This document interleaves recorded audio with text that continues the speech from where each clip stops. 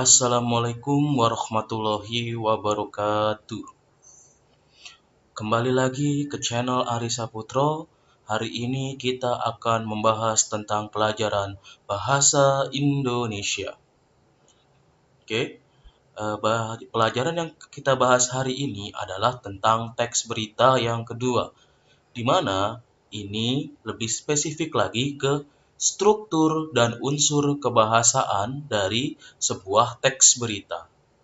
Oke, anak-anak siap untuk menyimak dan mencatat hal-hal penting yang keluar dalam teks berita ini kan?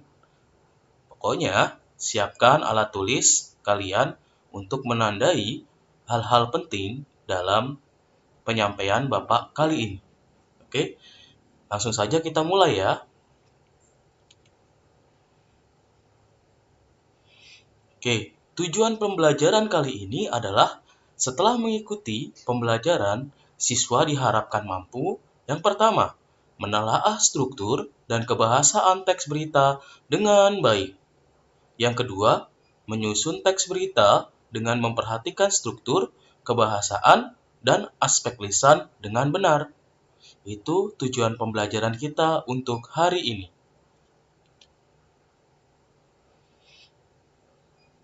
Oke, untuk mengingat-ingat pembelajaran sebelumnya, maka Bapak akan cantumkan tentang teks berita. Apa sih itu kemarin teks berita? Seperti yang kita bahas kemarin, teks berita merupakan teks yang berisi segala peristiwa yang terjadi di dunia. Teks berita biasanya juga disebarkan melalui berbagai media seperti koran, majalah, radio, televisi, internet, maupun media lainnya. Inilah kemarin pengertian dari teks berita ya. Dan unsur berita. Dan kemarin juga dibahas mengenai unsur berita. Unsur berita apa aja? Ayo yang masih ingat. Nah, unsur berita adalah 5W1H, di mana ada yang namanya what, why, who, when, and where. What itu apa peristiwa yang terjadi, terus where, di mana peristiwa itu terjadi, when, menanyakan kapan peristiwa itu terjadi, who, menanyakan siapa yang terlibat dalam peristiwa tersebut, dan yang terakhir, why, itu kenapa peristiwa itu terjadi. Dan H adalah yang terakhir adalah how. How itu adalah menceritakan secara lebih spesifik tentang sebuah berita yang telah terjadi. Oke, kita lanjut ya. Nah, sekarang kita adalah ke struktur berita. Struktur berita biasanya disusun dengan pola piramida terbalik. Jadi bentuknya itu berupa piramida terbalik, yang artinya susunan informasi bagian awal merupakan bagian pokok dan semakin ke bawah berita itu merupakan perincian-perinciannya. Jadi struktur berita itu berbentuk seperti piramida terbalik. Bisa kita lihat di sini. Nah, untuk yang bagian atas itu untuk bagian awal dari sebuah berita itu adalah judul beritanya. Yang kedua itu ada yang namanya lead atau kepala berita. Yang ketiga itu kita punya yang namanya body atau biasa kita sebut badan berita. Dan yang terakhir adalah ekor berita. Oke, kita lihat penjelasannya ya. Nah, kita lihat sekarang penjelasannya. Oke, yang pertama adalah judul berita. Judul berita mewakili seluruh isi atau inti berita. Yang kedua adalah lead berita atau biasa kita sebut kepala berita. Kepala berita berisi dari bagian awal berita, berisi informasi terpenting berita, memuat 5W1H, dan yang terakhir ditulis secara ringkas, jelas, dan menarik. Itu untuk bagian yang ada di lead berita. Sekarang kita ke body atau badan berita. Apa aja sih isi yang ada di body atau badan berita? Yang berisi di dalam body atau badan berita Yang pertama, berisi penjelasan atau informasi yang lebih rinci. Yang kedua, tubuh berita merupakan uraian peristiwa lebih lanjut dari inti berita. Yang terakhir adalah ekor berita. Ekor berita berisi penutup berita, yaitu bisa berupa kesimpulan ataupun saran, dan juga bisa berisi penegasan kembali isi berita. Nah, ini tadi bagian dari struktur berita. Oke, isinya tentang apa? Inilah penjelasannya. Paham anak-anak? Sekarang kita lanjut ke yang berikutnya ya. Nah, di sini akan Bapak kasih contoh tentang analisis struktur teks berita. Bisa dibaca dulu tuh eh, beritanya tentang apa. Di situ ada remblong, sebuah mobil mewah menabrak pembatas jalan. Nah, ini adalah sebuah berita. Sekarang kita akan mencoba mencari struktur berita tersebut. Kalau bisa kita lihat dengan secara pasti, nah, remblong, sebuah mobil mewah menabrak pembatas jalan. Itu adalah merupakan judul beritanya. Lalu, di manakah bagian dari kepala berita atau lead? Nah, lead atau kepala berita biasanya ada di paragraf awal. Nah, telah terjadi sebuah kecelakaan hebat kemarin malam di Jalan Tol Cipali pada tanggal 4 Maret 2015. Nah, itu sampai ke kecepatan di atas 120 km per jam. Nah, itu disebut dengan yang namanya kepala berita. Tadi kan di situ diisinya kepala berita ada unsur-unsur 5W1H ya. Nah, itu dia kita sebut dengan lead berita. Lalu body. Nah, body biasanya ada di paragraf kedua dari sebuah berita, di mana isinya adalah lebih rinci.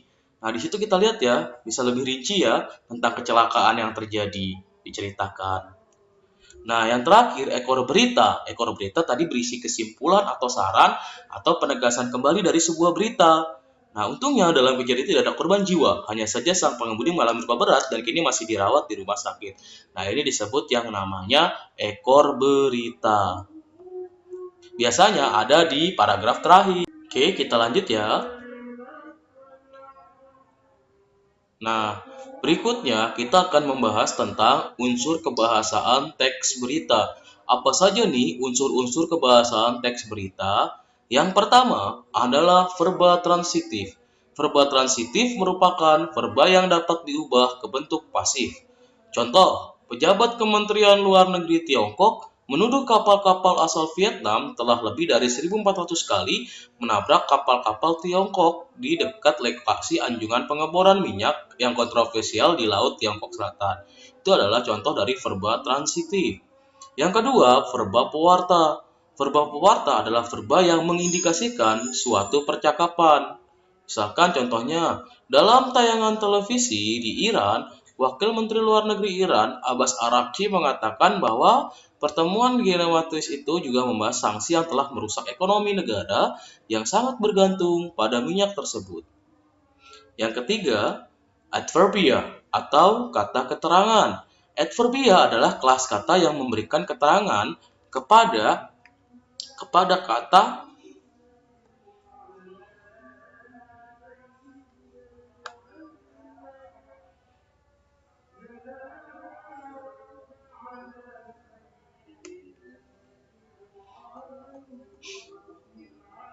kepada kata lain ya.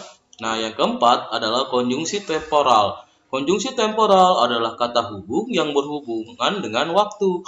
Contohnya, kemudian, setelah, akhirnya. Yang kelima adalah kalimat langsung. Kalimat langsung adalah sebuah kalimat yang merupakan hasil kutipan langsung dari pembicaraan seseorang yang sama persis seperti apa yang dikatakannya. Tidak merubah ya kalimat langsung. Yang keenam adalah kalimat tidak langsung. Kalimat tidak langsung adalah kalimat yang melaporkan atau memberitahukan perkataan orang lain dalam bentuk kalimat berita. Oke, yang kedelapan. Yang terakhir adalah bahasa yang digunakan.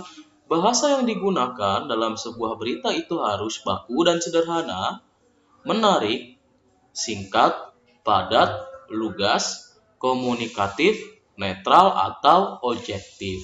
Nah, inilah unsur-unsur kebahasaan sebuah teks berita ya. Verba transitif, verba pewarta, adverbia atau kata keterangan, konjungsi temporal, kalimat langsung, kalimat tidak langsung, dan bahasa yang digunakan.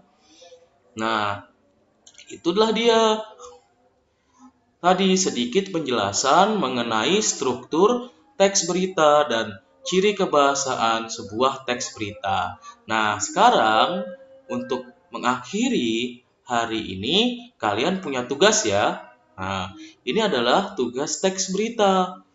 Nah, tugasnya apa nih? Oke, yang pertama adalah kalian buatlah sebuah teks berita.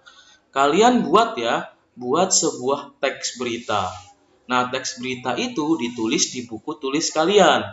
Oke? Jadi kalau ada yang nanya, kita bikinnya di mana? Nah, itu dibuat di buku tulis kalian.